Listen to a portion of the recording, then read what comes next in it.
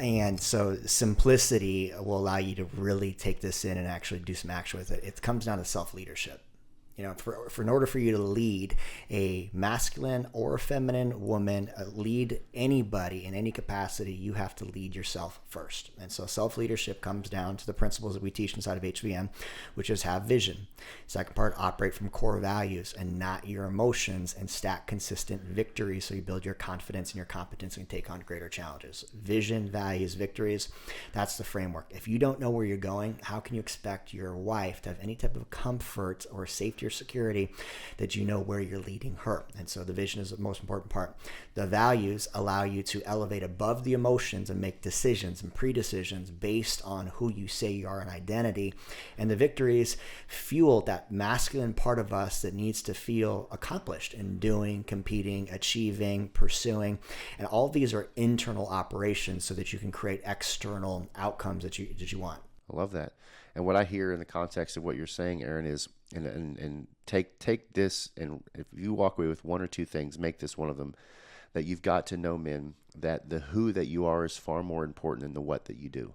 So men can get because we're doers, we can get so locked in on this is right or wrong.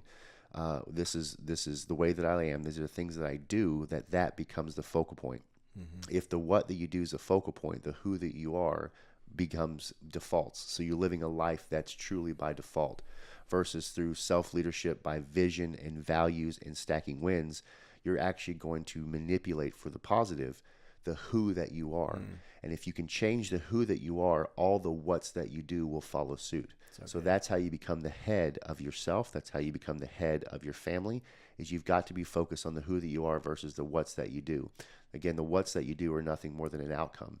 So we teach what we understand, but we replicate who we are. That's good. Which you said before. So we've got to understand who we are, who we're going to become, understand what masculinity truly is, the beauty that is femininity, that we have the ability and the necessity to go there when it's necessary, but to truly be focused on the who's that we are so that the what's can follow suit. It's good. Love that. Beautiful.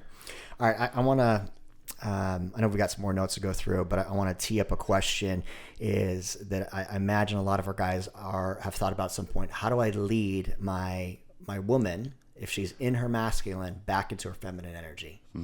Because we want that. We want the loving, nurturing, caring, gentle, just the softness that is the feminine, the ability to flow. And we want the respect. That is the number one need for men.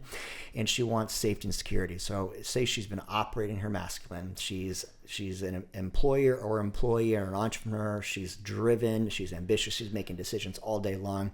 Then she comes home and she's making decisions in the household as well. And so she's stuck in that energy. And by the way, she doesn't want to stay stuck in that energy. So she's stuck in that energy, and you can tell that there's conflict arising. And so you probably, at some point, if you're listening to this, have abdicated leadership. And so you've defaulted into the PAM man, the passive-aggressive man that just avoids any type of leadership.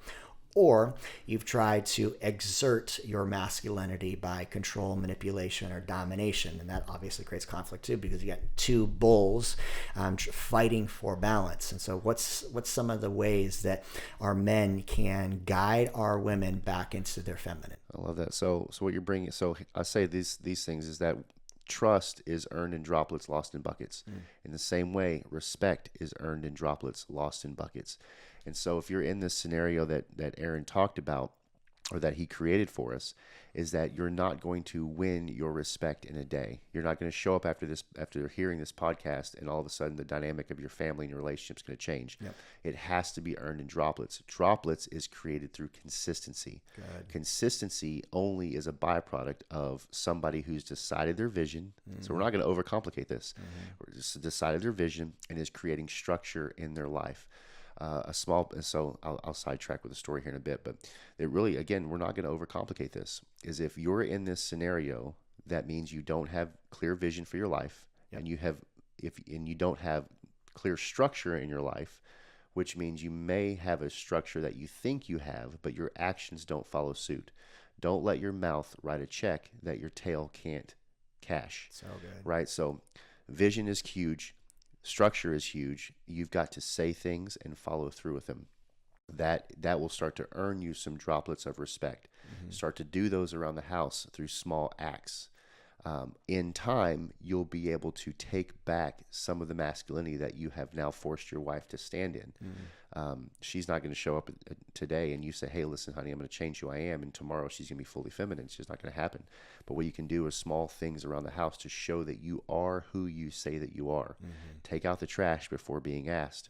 Start putting the kids to bed instead of making her do it. Maybe spend some time making a lunch or a dinner for your family without being asked. Schedule your own date night and your daycare if you need that for your family. Don't leave that on her. Start doing things for her, like keeping the house up. This frustrates me that if a house is out of order, we automatically, unconsciously blame the woman. Guess what? It's your home too. So it's up to you to keep the house in order or help keep the house in order. And if you're so busy killing it in the marketplace that you can't do that, guess what? It's up to you to go hire someone to do it. Don't leave it to your wife to do. If you want to be respected and you want to be consistent and you want to be trustworthy, and that all comes down to you want to be followable, then that is earned in droplets. Droplets come through vision, structure, consistency, and an atmosphere of safety for her. So good. So again, not going to overcomplicate these things. Just write them down and start to work on each one of them and start to earn your droplets of respect back.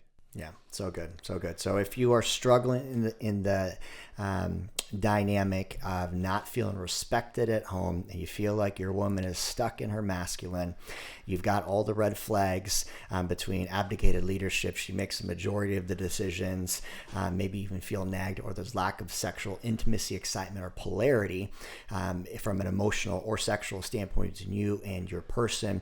What Josh is giving you is the framework for you to reclaim your healthy masculine, understand the dynamic that you guys are both living in, and to start to take control. And that comes down to clarity of vision, creating structure for your life, for your feelings, having core values, stacking victories, and being the consistent high value man that she can love and respect, admire, and follow. So true.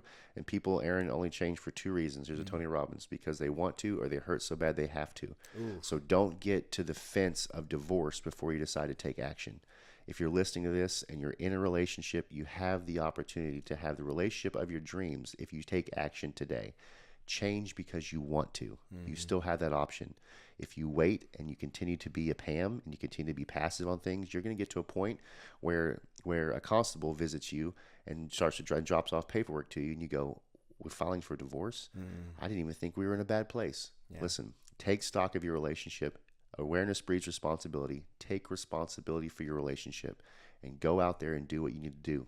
Vision, structure, atmosphere, and consistency, and start them today. Yeah. And probably the best part that we'll tap into is don't do it alone. Your thinking got you into this, whatever this is for you. And if this is not what you want, it's not part of the vision you want, it's not part of the romantic relationship and dynamic you want, guess what? More than likely, you don't have the tools to elevate above it. And so you need some outside eyes. You need some healthy masculine competition, confrontation, challenge, and community to teach you, show you, and model for you exactly how to elevate above your circumstance. And so don't do it alone. Join our free tribe. We drop a ton of free content on a weekly basis in there. We got a tribe of men that are elevating above their default nature to really become high value men. And the great thing about it is that you're in a day and an age where you don't have to just blame your circumstance. You can actually start change things. For sure. I love that. Powerful. Anything else you want to add? Yeah, it's just something I wrote down a little earlier. I didn't share though, but that character is exposed in desperation. How you show up in difficult circumstances is an outward expression of how you see yourself. So it's time for men to start seeing themselves as masculine and quit pointing the finger at their circumstances. Take ownership. So read that again. That was deep. So character is exposed in desperation. How you show up in difficult circumstances is an outward expression of how you see yourself. So good. So if your circumstance is difficult, if it feels like you're alone in these things, you have to take stock of how you see yourself. Love it. And that's why the power of the HVM community is what it is. It's a group of men who've said, hey, listen, I don't have it all together, but I know the direction I want to go in. And I want to go in that direction with a group of other men who want the same thing. And so we get around each other.